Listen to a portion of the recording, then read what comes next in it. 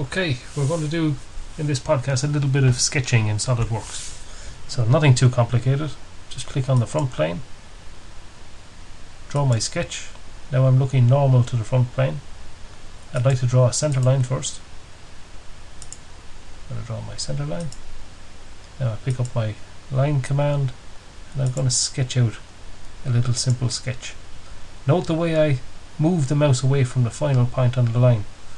I can generate an arc just by moving the mouse back over the center point and moving it out at 3 o'clock. If I go back to the center point and move out here at 12 o'clock, the arc starts straight up, or down at 6 o'clock to the left. You see I have that shape, or 6 o'clock to the right, and I have this shape. Okay, so whatever way you exit that point will determine the shape of the arc.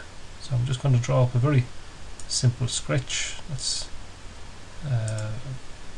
click around here.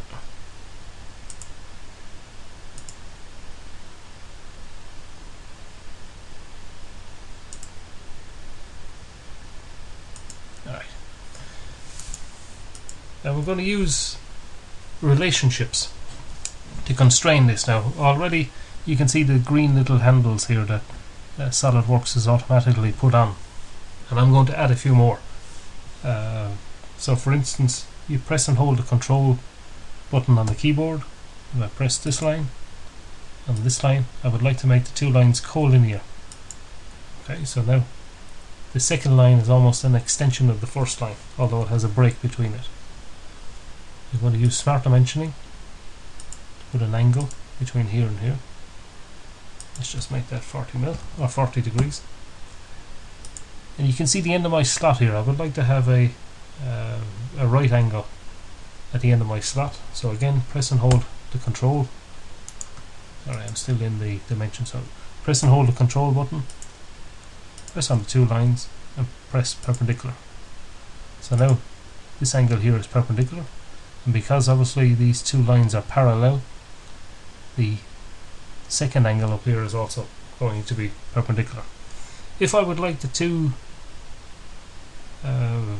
fillets to be of the same radius, press and hold control, click the first arc and the second arc, and then click on the equals relationship, and that ensures that the two arcs here are equal radius.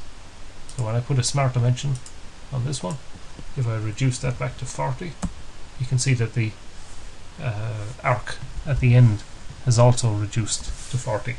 So by using these relationships we can drive the sketch, and it's a very quick and efficient way of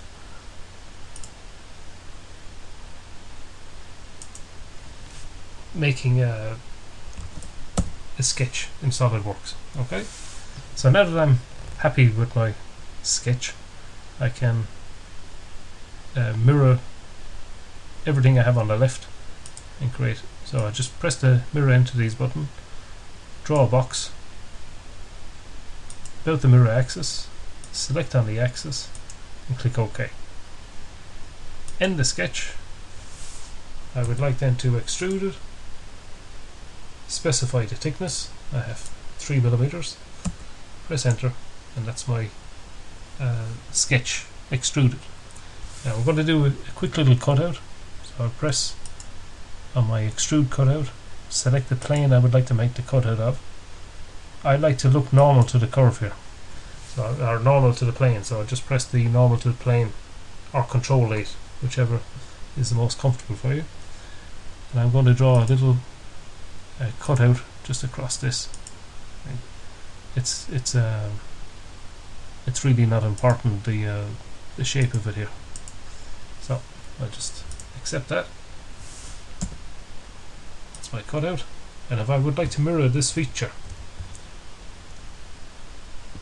because I've drawn this on the middle, the right plane there is dissecting this component in the middle, I can use the right plane as a reference to mirror this new cutout. So I simply go into features,